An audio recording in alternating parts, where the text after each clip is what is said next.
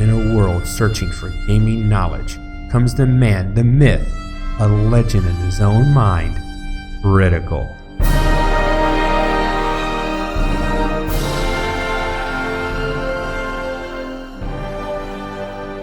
Welcome back, guys and gals. Critical here. Today I'm bringing you episode 3 of the Weapons of Subsistence, what I consider endgame or highest tier weapons, either based on the damage that they can do or the cost of either the ammo or the cost of the actual crafting of the items. My favorite weapon in the game right now, Recurve Bow. Okay, I'm going to put the damage numbers up for this. This thing can get beastly, all right? Especially when you combine it with your premium arrows, which I can one-shot the cave hunters, mining hunters. I don't care where I hit them. This one-shots them in a heartbeat, no ifs, ands, or buts.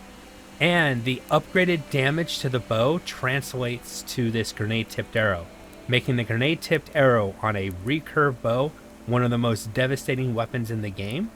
But once again, situational. It is a area of an effect weapon. High effect, but still an area of effect weapon.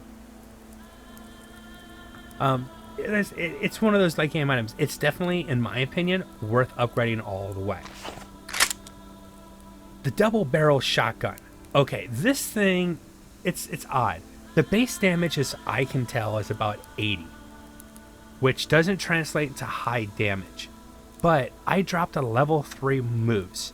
I hit it with a premium arrow. The moose came at me, and it was point blank right at my face. And I hit it with this level 1 upgraded double barrel shotgun with regular buckshot in it, the regular ammo, and it dropped it like a bad trip. I mean, the moose didn't stand a chance.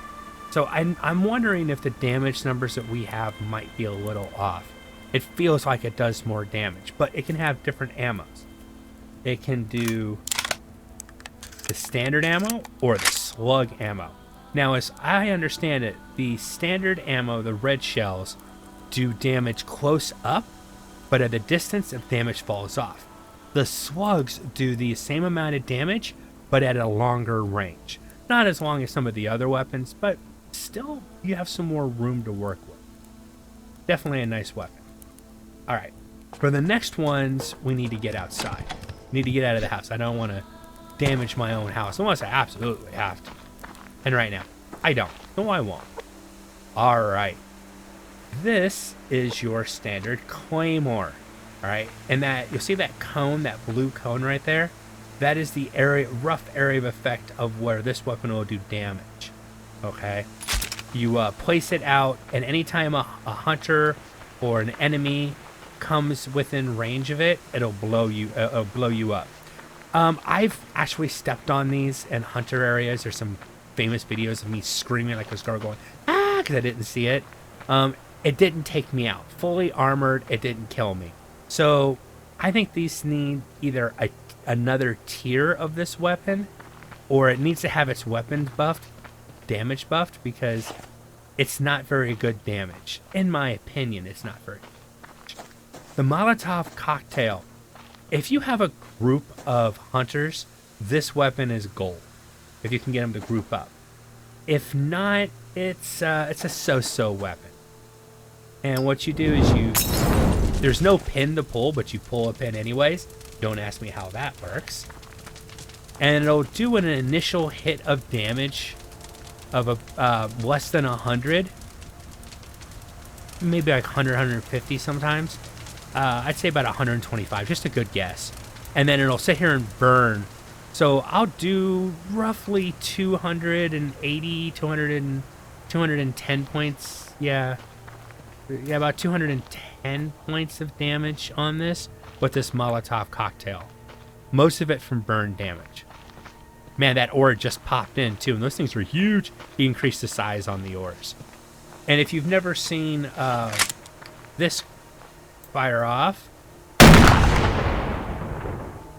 that's a huge popping gun hitting a Claymore, which is interesting. Man, that sound, especially down in the cave, That sound is just, ugh. I'll use 1 grenade tipped arrow for you guys. 2. Oh, hell, I'll go for 3. I just love the sound of grenade tipped arrows. It's flipping awesome. Oh, there's an ant in an explosion. I wonder what that was about. All right. So these you have to have a workbench for, and these take metal ingots to craft and weapon parts. Lots of weapon parts. Same with the Recurve Bow. I would use the resources on the Recurve Bow first, personally. Your grenade, I didn't show you that before, but basic items. The Molotov is definitely an endgame item, not for the cost of creating it, but you have to make a whole still, which is a completely separate component to make moonshine / alcohol, and it takes a long time to make the moonshine. Moonshine takes a long time to cook in this game. I've never cooked it in real life, so I don't know if there's a difference. And the Claymore, like I said, it's a little pricey for the damage it can actually do. Now, the breaching charge is a weapon in its own right. If you can get somebody on the other side of the door or right next to it and it goes off, you can take damage from your own breaching charge, so be careful with that. But if you're on one side of the door and it goes off, you take very little damage. You'll take a little bit, but almost nothing. On the other side, you'll take a lot more damage. So be careful when you place your breaching charge. Give it some room so you don't take it right in the face.